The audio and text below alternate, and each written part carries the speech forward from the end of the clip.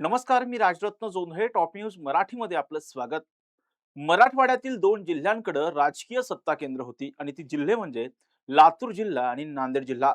लातूर जिल्ह्याकडे देशमुख परिवाराच्या निमित्तानं एक सत्ता केंद्र होतं, तर दुसरीकडे चव्हाण कुटुंबाच्या निमित्तानं एक सत्ता केंद्र नांदेड जिल्ह्याकडे होतं. हे सत्ता केंद्र जे आहे ते हळूहळू बीड जिल्ह्याकडे शिफ्ट झालेलं होतं आणि ते म्हणजे मुंडे परिवाराच्या निमित्तानं. पूर्वी गोपीनाथ मुंडे आणि त्यानंतर पंकजा मुंडे आणि धनंजय मुंडे यांच्या रूपानं हे सत्ता केंद्र बीड जिल्ह्याकडे आलेलं होतं. परंतु कालांतराने जर पाहिलं तर ही दोन्ही नेते मग पंकजा मुंडे असतील, पंकजा मुंडे यांनी केलेलं एक विधान तुम्हाला आठवत असेल की 2015 मध्ये ज्यावेळी भारतीय जनता पक्षाची सत्ता आलेली होती आणि याच वेळी भारती विद्यापीठाच्या एका कार्यक्रमामध्ये पंकजा मुंडेंनी एक वक्तव्य केलं होतं आणि ते म्हणजे की मी जनतेच्या मनातील मुख्यमंत्री आहे. आणि याच वक्तव्याच्या नंतर पंकजा मुंडेंना त्यांची खूप मोठ्या प्रमाणामध्ये राजकीय किंमत मोजावी लागली होती. तर दुसऱ्या बाजूला पंकजा मुंडेंचाच पराभव करत बीडच्या राजकारणामध्ये त्याचबरोबर परिच्या राजकारणामध्ये स्वतःचं अढळ असं स्थान निर्माण करणारे त्यांचे चुलत बंधू म्हणजे धनंजय मुंडे. धनंजय मुंडेंनी पंकजा मुंडेंचा पराभव करत थेटपणे विधानसभेमध्ये निवडून आलेले होते आणि त्यानंतर त्यांना ज्यावेळेस उद्धव ठाकरेंचं सरकार आलं, त्यावेळेस थेटपणे धनंजय मुंडे हे राज्यामध्ये मंत्री सुद्धा झालेले होते. याच मुंडे बंधू भगिनींच्या वक्तव्याची सध्या राज्यभरामध्ये चर्चा आहे आणि ती म्हणजे शिरसाळ आणि परळीमध्ये हे दोन्ही मुंडे बंधू भगिनी एका कार्यक्रमाच्या निमित्ताने एकत्र आलेले होते आणि त्यावेळी बोलताना पंकजा मुंडेंचं एक वक्तव्य सध्या राज्यभरामध्ये चर्चेचा विषय झालेला आहे आणि ते वक्तव्य म्हणजे त्यांनी जे समाधानकारक खातं मिळायला हवं ते खातं मिळालं नाही म्हणून नाराजी व्यक्त केलेली आहे आणि त्याचबरोबर निवृत्तीचे संकेत हे पंकजा मुंडेंनी दिलेले आहेत. तर दुसऱ्या बाजूला धनंजय मुंडे यांनी सुद्धा एक वक्तव्य केलेलं आहे ते म्हणजे आपलं राजकीय वजन कुठेतरी घटलेलं आहे. ते राजकीय वजन आता वाढवावं लागेल अशा पद्धतीचं वक्तव्य धनंजय मुंडे यांनी केलं आहे. आणि सध्या संपूर्ण राज्यभरामध्ये या दोन वक्तव्यांची चर्चा सुरू आहे. परंतु यामागे नेमकी काय इनसाइड स्टोरी आहे हे सगळंच आपण या लाईव्हच्या माध्यमातून समजून घेणार आहोत. आणि या लाईव्हमध्ये माझ्यासोबत आहे माझा सहकारी संकेत देशपांडे. संकेत, तुला आठवत असेल की पूर्वी नांदेड जिल्हा हे राजकीय सत्ता केंद्र होतं. लातूर जिल्हा हे देशमुख परिवाराच्या निमित्तानं राजकीय सत्ता केंद्र होतं आणि त्यानंतर बीड जिल्ह्याकडे ही सत्ता केंद्र जी आहेत ती शिफ्ट झालेली होती. आजची अर्थात मुंडे बंधू-भगिनींची जी वक्तव्य आहेत, ती वक्तव्याकडे तू कसं पाहतोस? मुळामध्ये राजरत्न जर आपण पाहिलं, तू जसं म्हटलं तसं नेहमी राज्याच्या, देशाच्या राजकारणामध्ये या 3 परिवारांचा बोलबाला जो आहे तो राहिल्याचं निश्चितपणे आपल्याला पाहायला मिळालं. नंतरच्या काळामध्ये जर आपण पाहिलं तर बीडकडे प्रामुख्याने गोपीनाथराव मुंडे लोकसभेला, पंकजा मुंडे विधानसभेला असं समीकरण आपल्याला त्यावेळी पाहायला मिळालेलं होतं. पंकजा मुंडे या विधानसभेवर ज्यावेळी निवडून गेल्या, त्यावेळी 2014 ला त्यांनी आपले चुलत बंधू धनंजय मुंडेंचा पराभव केलेला होता. पुढे 2019 ला धनंजय मुंडेंनी याच पराभवाचा वचपा काढत वि वि विजय जो आहे तो संपादित केल्याचं आपल्याला पाहायला मिळालेलं होतं.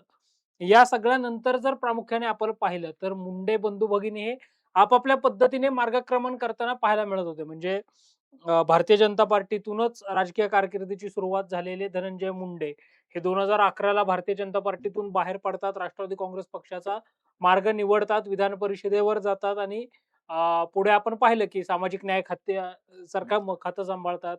सोबत ज्यावेळी त्यानंतर मग महाविकास आघाडीचं सरकार ज्यावेळी जातं, त्यानंतर धनंजय मुंडे यांच्याकडे विधान परिषद विरोधी पक्ष नेते पदाची जबाबदारी जी आहे ती येते आणि त्यावेळी धनंजय मुंडेंची गाजलेली अभ्यासपूर्ण भाषणं ही निश्चितपणे आपण पाहिली. या सगळ्यानंतर प्रामुख्याने जर आपण पाहिलं तर या सगळ्यानंतर मग अ, अ, अजितदादांच्या नी ज्यावेळी महायुतीमध्ये येण्याचा निर्णय घेतला, त्यावेळी धनंजय मुंडे हे अजितदादांबरोबर आले आणि हे जे काही भाऊ-बहिणींमधलं एक कुठेतरी द्वंद्वयुद्ध होतं, कुठेतरी हं. एक वर्चस्वाची लढाई जी होती ती आपल्याला कमी झाल्याचं पाहायला मिळालं. दोन्ही बहीण-भाऊ हे हातात हात घेऊन चालताना आपल्याला पाहायला मिळाले. मात्र या मधल्या काळामध्ये अनेक पुलाखालून पाणी वाहून गेल्याचं आपल्याला पाहायला मिळालं. कारण 2019 ला पंकजा मुंडेंना विधानसभेला फटका बसला, पराभवाचा सामना सहन करावा लागला. 2024 ला लोकसभेमध्ये त्यांना पराभूत जे आहे ते व्हावं लागलं आणि त्यानंतर मग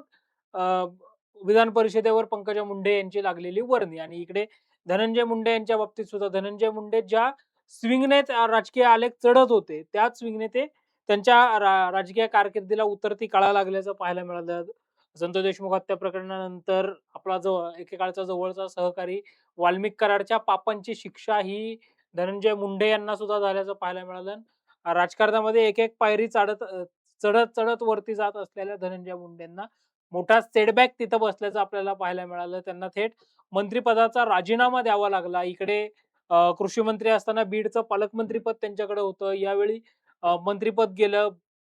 पालकमंत्रीपद तर मिळालंच नव्हतं. आता केवळ आमदार म्हणून धनंजय मुंडे कार्यरत आहेत आणि त्यानंतर मागे लागलेल्या शारीरिक व्याधी म्हणजे आपल्याला माहिती आहे धनंजय मुंडे यांच्या डोळ्यावर शस्त्रक्रिया झाली. धनंजय मुंडे यांची मधल्या काळामध्ये अनेक आजारपणांमधून ते बाहेर पडताना आपल्याला पाहायला मिळाले. आणि या सगळ्यानंतर सावरल्यानंतर मग मधल्या काळात नगर परिषदेच्या निवडणुका झाल्यात, महानगर परिषदेच्या निवडणुका झाल्यात. या सगळ्यामध्ये मुंडे बंधू भगिनी ॲक्टिव्ह आपल्याला पाहायला मिळाले. मात्र आत्ता ज्यावेळी एका जिमच्या उद्घाटनाला धनंजय मुंडे गेले बीडमधल्या, तर तिथे बोलत असताना त्यांनी तिथली सगळी उदाहरणं सांगितल्याचं पाहायला मिळालं. न्यूट्रिशन कसं मिळालं पाहिजे शरीराला, हे सगळं सांगत असताना मला मागच्या 1-1.5 वर्षामध्ये जी लोकं किंवा जी काही जीवाभावाचे सहकारी भेटायला यायचे, ते सगळे विचारायचे, "भाऊ तब्येत कशी आहे?" आणि त्या सगळ्यांनी मी परेशान झालो आणि म्हणून मग मी जिम लावली आणि आता माझं वजन सुद्धा मी कमी केलंय. म्हणजे मधल्या काळामध्ये राजकीय वजन कमी झालेलं होतं. मागचा काळ आपला नव्हता, पुढचा काळ आपला आहे, असं धनंजय मुंडे जे आहेत, ते म्हटल्याचं पाहायला मिळाले. आणि त्यानंतर एक लोकशाहीर साहित्यरत्न अण्णाभाऊ साठे यांच्या जयंती निमित्तानं एका मध्ये बोलताना महापुरुषांना जातीपातीमध्ये अ, ओढू नका, महापुरुषांना जाती-जातीमध्ये अडकवू नका, असं विधान धनंजय मुंडे यांनी करत असतानाच या राजकारण कुठेतरी गढूळ झालंय आणि या गढूळ राजकारणाचा तिटकारा आलाय. यातून कधी-कधी बाहेर पडावं असं वाटतं, असं वक्तव्य जे आहे ते केल्याचं पाहायला मिळालं. तिकडे पंकजा मुंडे यांनी सुद्धा अशाच आशयाचं वक्तव्य की म्हणजे अगदी सुरुवातीला राजकारणामध्ये महिलांना दुय्यम स्थान मिळतंय का? किंवा मनासारखी खातं काही मिळालं पाहायला मिळालं नाही. असं सगळं पंकजा मुंडे ज्या आहेत त्या म्हणताना आपल्याला पाहायला मिळाले आणि कुठेतरी थांबावं असं वाटतंय असं देखील पंकजा मुंडे म्हटल्याचं पाहायला मिळालं. त्यांनी राजरत्न समृद्धी महामार्गाचं उदाहरण दिलं, की समृद्धी महामार्गाप्रमाणे आपल्या राजकारणाला सुद्धा एक्झिट असेल, असं पंकजा मुंडे ज्या आहेत त्या म्हटल्याचं पाहायला मिळालं आणि यामुळं या सगळ्या निमित्तानं मुंडे बंधू भगिनींच्या मनात नेमकं काय किंवा निवृत्ती का या दोन्ही बंधू भगिनींना घ्यायची आहे? असा प्रश्न प्रामुख्याने निर्माण होताना आपल्याला पाहायला मिळतो. संकेत तुला आठवत असेल 2015 मध्ये ज्यावेळेस भारती विद्यापीठामध्ये जो कार्यक्रम होता, त्या कार्यक्रमामध्ये काँग्रेसचे तत्कालीन खासदार म्हणजे अर्थात राज्यसभेचे जे खासदार होते, ते राजीव सातव सुद्धा त्या कार्यक्रमाला उपस्थित होते. राजीव सातव त्यावेळी लोकसभेचे खासदार होते. लोकसभेचे खासदार होते त्यावेळी. तर पाहिलं तर ते राजीव सातव यांचं एक वक्तव्य सुद्धा चर्चेत आलेलं होतं आणि ते म्हणजे पंकजा मुंडेंकडे बघितल्याच्या नंतर कुठे गोपीनाथ मुंडेंची आठवण होते, अशा पद्धतीचं वक्तव्य त्यांनी केलं होतं. त्यावेळेस पंकजा मुंडे असं म्हणालेल्या होत्या, की मी जनतेच्या मनातील उद्या मी मंत्री असेल किंवा नसेल, परंतु मी जनतेच्या मनातील मुख्यमंत्री आहे, अशा पद्धतीचं वक्तव्य जे आहे पंकजा मुंडे यांनी केलं होतं. त्या वक्तव्याची किंमत त्यांना पुढच्या काळामध्ये राजकीय किंमत खूप मोठ्या प्रमाणामध्ये मोजावी लागलेली होती. ते खूप बऱ्याच वेळ राजकीय विजनवासात सुद्धा पंकजा मुंडे होते. आत्ता कुठे? म्हणजे त्यानंतर जर तू पाहिलं असेल संकेत, मधल्या काळामध्ये त्यांचा ज्यावेळेस विधानसभेला पराभव झाला, अर्थात धनंजय मुंडेंनीच पराभव केला. त्यानंतर पाहिलं तर त्यांना 2024च्या लोकसभेची जी आहे ती उमेदवारी अर्थात बीडमधून देण्यात आली होती. बजरंग सोनवणे यांनी त्यांचा पराभव केला. त्यानंतर जी विधानसभेची निवडणूक लागली त्यामध्ये त्यांना विधानसभेचं तिकीट परळीमधून काही मिळालेलं नव्हतं. धनंजय मुंडेंना तिकीट मिळालेलं होतं. त्याचा त्यांनी प्रचार सुद्धा केला. परंतु त्यांची जी बॅकडोरनी एंट्री झाली विधान परिषदेचं, त्यांना आमदार करण्यात आलं आणि त्यानंतर त्यांना मंत्री करण्यात आलं. हे सगळं केल्याच्या नंतर पंकजा मुंडेंचं हे वक्तव्य, या वक्तव्याकडे तू कसं पाहतोय? पुन्हा एकदा पंकजा मुंडेंना अशाच पद्धतीची राजकीय किंमत या वक्तव्यामुळे पुन्हा मोजावी लागू शकते का? काय वाटतं? मुळामध्ये राजरत्न जर आपण पाहिलं, तू म्हटलास ते अगदी 100% खरं आहे. म्हणजे 2019ला ज्यावेळी पंकजा मुंडे यांचा पराभव झाला, त्यानंतर पंकजा मुंडे या राजकीय विजनवासामध्ये गेल्याचं पाहायला मिळालं होतं. कारण कुठलंही संविधानिक पद किंवा त्यांच्याकडे नव्हतं किंवा कुठलं महत्त्वाचं पद देखील त्यांच्याकडे नव्हतं. नंतरच्या काळात पक्ष संघटनेमध्ये राष्ट्रीय सचिव या पदावर पंकजा मुंडे यांना संधी मिळाली. मध्य प्रदेशच्या सहप्रभारी पंकजा मुंडे या झाल्याचं आपल्याला पाहायला मिळालं. लोकसभेला उमेदवारी मिळाली. बजरंग सोनवणेंनी त्यांचा पराभव केला. त्या पराभवानंतर मग पंकजा मुंडे यांचं राजकीय पुनर्वसन विधान परिषदेवर झाल्याचं आपल्याला पाहायला मिळालं. मात्र या सगळ्यानंतर सुद्धा म्हणजे मंत्रिमंडळामध्ये जरी पंकजा मुंडे या आता आपल्याला पाहायला मिळत असल्या, तर राजरत्न 2014 ते 2019 या पंकजा मुंडेंच्या कारकिर्दीचा जर आपण विचार केला, तर पंकजा मुंडे या राज्याच्या ग्रामविकास मंत्री होत्या. पंकजा मुंडे या राज्याच्या जलसंधारण मंत्री होत्या. या खात्यांनंतर अचानक पंकजा मुंडे यांना पशुसंवर्धन सारखं खातं दिलं गेलंय. पंकजा मुंडे यांना पर्यावरण सारखं खातं दिलं गेलंय. तुलनेने पहिल्या 2 खात्यांपेक्षा म्हणजे जरी राजकारण आज तिथं असं म्हटलं जात असतं, की सगळी खाती समकक्ष आहेत, समतोल आहेत. तरी बजेटच्या बाबतीमध्ये किंवा मग रचनेच्या बाबतीमध्ये जर आपण पाहिलं तर त्या अर्थाने दुय्यम असणारी खाती ही पंकजा मुंडे यांना मिळाल्याचं आपल्याला पाहायला मिळालं. म्हणजे साधारणतः जो राज्याचा दुग्ध विकास मंत्री असतो त्याच्याकडे पशुसंवर्धन खातं दिलं जातं. मात्र इथं त्या खात्याची कुठेतरी फोड करून पंकजा मुंडे यांच्याकडे पशुसंवर्धन विभाग ठेवलाय आणि सोबतीला पर्यावरण विभाग जो आहे तो दिल्याचं आपल्याला पाहायला मिळतंय. त्यामुळं कुठेतरी बोलकी खाती आम्हाला दिली जात नाहीत, असं पंकजा मुंडे यांनी म्हणत ती नाराजी प्रामुख्याने व्यक्त केल्याचं आपल्याला पाहायला मिळालं. अनेकदा राजरत्न ज्यावेळी पंकजा मुंडे या राजकीय विजनवासात होत्या, त्यावेळी सुद्धा काही विधानांमुळं पंकजा मुंडे या निश्चितपणे चर्चेत राहताना आपल्याला पाहायला मिळालेल्या होत्या. अनेकदा आपल्याच पक्षश्रेष्ठींना काहीसा सूचक इशारा पंकजा मुंडे देत आहेत की काय असं सगळं वाटत होतं. मात्र आत्ताची ही दोन्ही बंधू-भगिनींची वक्तव्य जर आपण पाहिली, तर पुढच्या काळामध्ये खऱ्या अर्थानं हे 2 बंधू-भगिनी राजकारणातून एक्झिट घेतायत की काय? अशी चर्चा जी आहे ती सुरू होताना पाहायला मिळते. मात्र एक दुसरी चर्चा किंवा या सगळ्यामध्ये मला असं वाटतं राजरत्न, की कुठेतरी पंकजा मुंडे यांच्या मुलाचं राजकीय लॉन्चिंग या सगळ्या निमित्तानं होऊ शकतं का? किंवा त्या राजकीय लॉन्चिंगसाठी पंकजा मुंडे या एक्झिट घेण्याच्या मोडमध्ये आहेत का? असा प्रश्न सुद्धा या निमित्तानं पडताना पाहायला मिळतोय. संकेत ज्यावेळी अजितदादांची महायुतीमध्ये एंट्री झाली, ज्यावेळेस अजितदादांनी थेटपणे शरद पवार यांच्या पक्षामध्ये बंड केलं आणि त्यानंतर आम्हीच राष्ट्रवादी आहोत असं म्हणत थेटपणे महायुती सरकारमध्ये ते सहभागी झाले. त्यानंतर जर पाहिलं असेल तर तुला धनंजय मुंडे हे कृषी मंत्री झालेले होते. धनंजय मुंडेकडे अत्यंत महत्त्वाचं खातं आलेलं होतं. हे सगळं घडल्याच्या नंतर पंकजा मुंडे आणि धनंजय मुंडे यांच्यामध्ये जे वाद होते, ते सगळे वाद कुठेतरी बाजूला झाले. हे दोन्ही बंधू यांनी आपापसामधले वाद दूर करत एकोप्याने यांनी महायुतीमध्ये एकमेकांचा प्रचार सुद्धा केल्याचं तुला जे आहे ते आठवत असेल, माहिती असेल. परंतु ही जर बाब पाहिली संकेत, आत्ताच्या काळामध्ये ज्यावेळेस धनंजय मुंडे प्रचंड अडचणीमध्ये आलेले होते, त्यांना थेटपणे मंत्रिपदाचा राजीनामा थेटपणे द्यावा लागला होता. संतोष देशमुख हत्या प्रकरणामध्ये जे आरोप झालेले होते, त्यामुळे त्यांना जो राजीनामा द्यावा लागला होता. हे सगळं घडल्यानंतर पंकजा मुंडे यांनी ज्या पद्धतीने त्यांची पाठराखण केलेली होती, त्यानंतर जर पाहिलं तर अशा पद्धतीची वक्तव्य येतायत.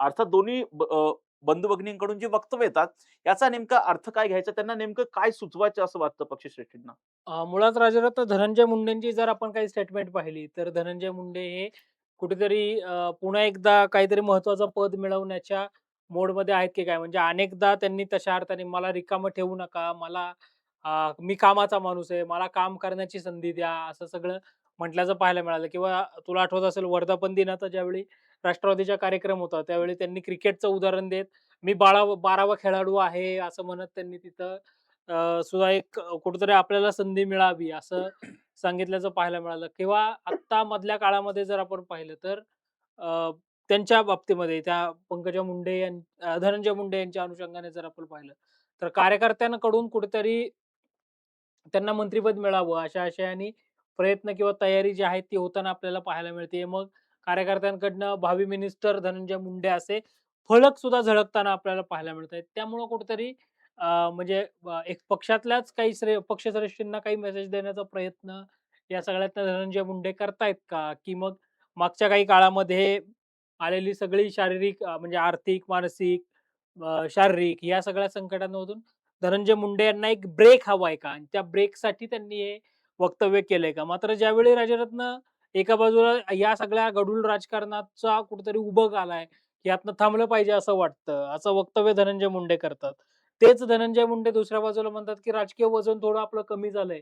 मग शारीरिक वजन थोडं कमी झालंय. मात्र पुढच्या काळामध्ये राजकीय वजन वाढवायचंय.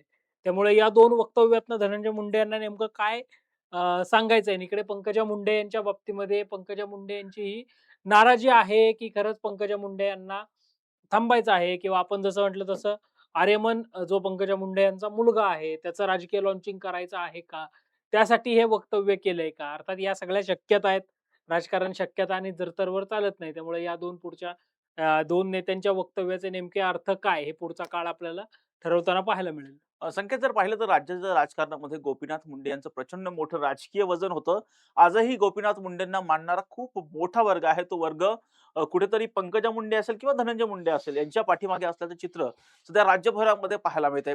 आता पंकजा मुंडे यांनी केलेलं जे वक्तव्य आहे म्हणजे अर्थात समाधानकारक खाती नाही मिळालेली आहेत. परंतु या वक्तव्याच्या नंतर थेटपणे पंकजा मुंडे यांना ऑफर्स यायला सुरुवात झालेली आहे. काँग्रेस पक्षाचे विजय वडेट्टीवार यांनी म्हणाले आहेत, की पंकजा मुंडेंना जर पहिल्या मुख्यमंत्री होणार असतील, तर पंकजा मुंडेंना काँग्रेस पक्ष पाठिंबा देईल. अशा पद्धतीचं वक्तव्य केलं आहे. पंकजा मुंडे यांना काँग्रेस पक्षामध्ये आणण्यासाठी मी हायकमांडशी चर्चा करेल. अशा पद्धतीचं वक्तव्य जे आहे विजय वडेट्टीवार यांनी केलं आहे. या बाबतीमध्ये जी वक्तव्य येतात, आता थेटपणे विरोधी पक्षांकडून पंकजा मुंडेंना थेट पक्षामध्ये येण्याच्या ज्या ऑफर्स येत आहेत, त्यामुळे भाजपच्या पक्षश्रेष्ठी नाराज होऊ शकतात का? पंकजा मुंडेंना याचा फटका बसू शकतो का? आणि हे जे वडेट्टीवार यांनी केलेलं वक्तव्य आहे, याकडे तू कसं पाहतोयस? राजरत्न, आज सकाळी ज्यावेळी विजय वडेट्टीवारांनी पंकजा मुंडे यांना ऑफर दिली, हं. त्यानंतर महाराष्ट्राच्या आणि देशाच्या राजकारणातली एक जुनी घटना, जी काही वर्षापूर्वी एका मराठी वृत्तवाहिनीच्या मुलाखतीमध्ये राज्याचे स्वर्गीय उपमुख्यमंत्री, लोकनेते अजितदादा पवार यांनी सांगितलेली होती, की गोपीनाथ मुंडे हे 5 आमदारांसह काँग्रेसमध्ये जाणार होते आणि तशी तयारी तिथं झालेली होती. आणि त्यानंतर मग मनमोहन सिंगांनी सुषमा स्वराजांना फोन केला आणि मग तो पक्षप्रवेश त्यावेळी राहिल्याचं पाहायला मिळालं. म्हणजे काँग्रेस पक्ष हा पहिल्यापासूनच मुंडे परिवारासाठी आग्रही राहिल्याचं आपल्याला पाहायला मिळालं आणि अशातच आता काल पंकजा मुंडेंनी राजकीय निवृत्तीच्या अनुषंगाने चर्चा केली. त्यानंतर आज विजय वडेट्टीवारांनी थेटपणे माध्यमांसमोर येत पंकजा मुंडे जर पहिल्या महिला मुख्यमंत्री होणार असतील, तर काँग्रेस पक्षाचा त्यांना पाठिंबा असेल आणि आपण हायकमांडशी बोलू, असं वक्तव्य जे आहे ते केल्याचं पाहायला मिळालं आणि त्यानंतर त्याचे पडसाद प्रामुख्याने पुन्हा एकदा उमटताना आपल्याला पाहायला मिळाले. तिकडे नवनाथ बन जे नगरसेवक हं. पण आहेत आणि भारतीय जनता पार्टीचे मुख्य प्रवक्ते आहेत. त्यांनी असं म्हटलं, की तुम्ही आधी तुमचे नगरसेवक सांभाळा. कारण चंद्रपूरमध्ये आपण बघतोय धानोरकर वडेट्टीवार वादामध्ये नगरसेवक आणि असं. मग तुम्ही पंकजा मुंडेंना पक्षात घेण्याची ऑफर द्या. मात्र दुसऱ्या बाजूला राजरत्न इकडे वडेट्टीवार बोलतायत.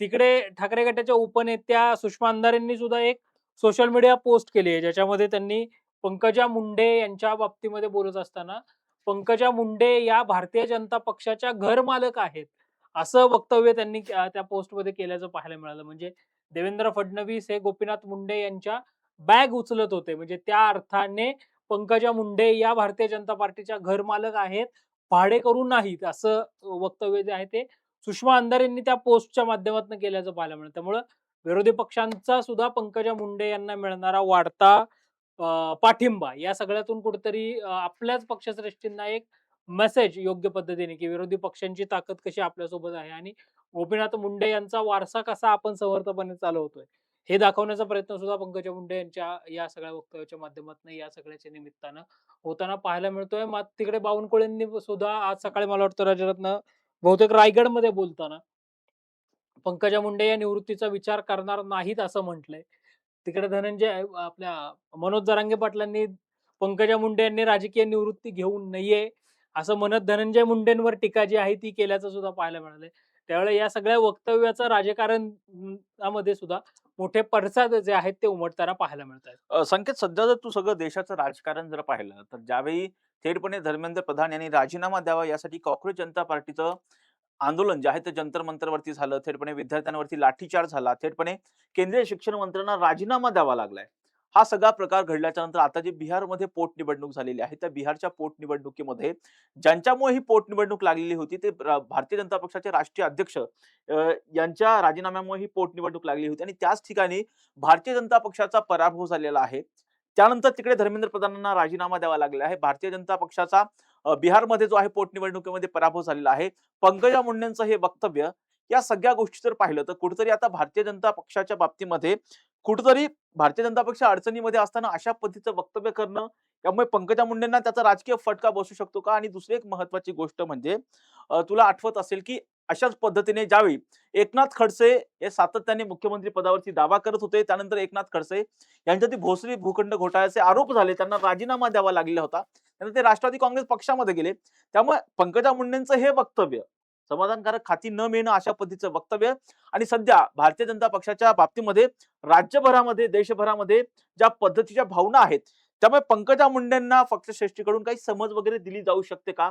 काय वाटतं तुला? मुळामध्ये राजरत्न, जर पंकजा मुंडे यांचं हे स्टेटमेंट बघितलं, तर त्या कुठल्या पक्षाविषयी किंवा पक्षांतर्गत काही बोलल्या नाहीत. त्यांनी आपल्या मनातली भावना जी आहे ती व्यक्त केली. त्यामुळे पक्षश्रेष्ठींकडनं पंकजा मुंडे यांना समज दिली जाईल का?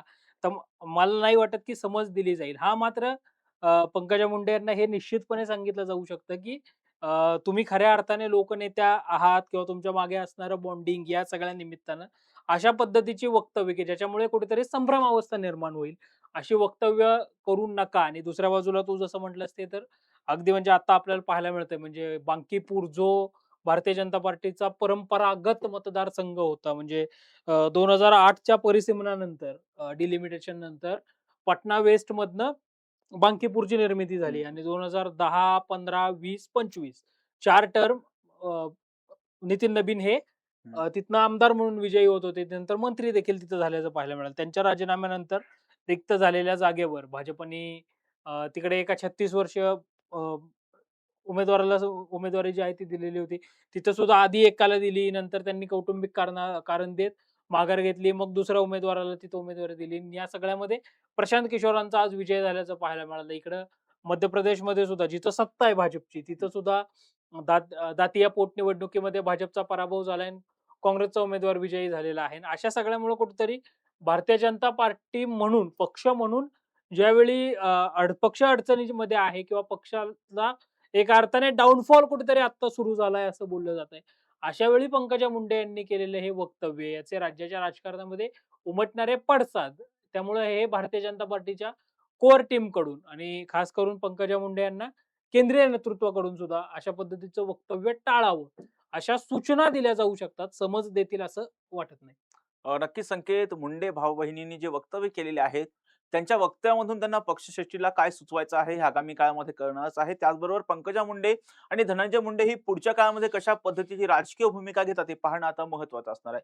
या प्रत्येक घटनांचे अपडेट आम्ही टॉप न्यूज मराठीच्या माध्यमातून आपल्यापर्यंत पोहोचवणारच आहोत. यासाठीच तुम्ही पाहत राहा टॉप न्यूज मराठी. आपला महाराष्ट्र, आपली बातमी.